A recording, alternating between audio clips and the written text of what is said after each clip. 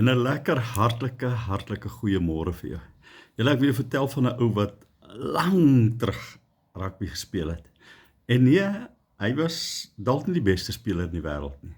Daar was dalk ander baie beter as hy. En dalk kan ek vir jou baie ander voorbeelde noem. Maar die naam wat by my opkom is 'n man met die naam van Uli Schmid. Hy was 'n mediese dokter. Hy het eers vir die Blou Bulle Hakker gespeel. Toe gaan die lig vir hom op, toe speel hy vir die Lions. Moet my nou nie kruisig hier hoor nie. Ek is 'n leeu supporter. Nou ja, en hy was een van die beste hakers wat die Springbokke ooit gehad het. Wat was die verskil? 'n Klein woordjie genaamd commitment. As hy op daai veld was hy committed. Dan was sy toewyding absoluut daar.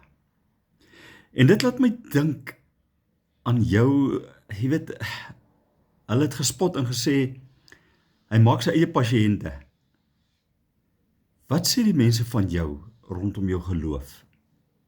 Want Matteus 22 vers 37 as ek reg gesê, jy moet die Here jou God lief hê met jou hele hart, met jou hele siel, met jou hele verstand. 'n totale toegewydheid aan die Here.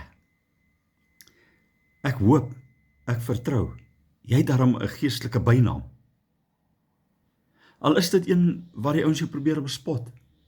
Al is dit een waar die ouens vir jou uit respek uit aanspreek.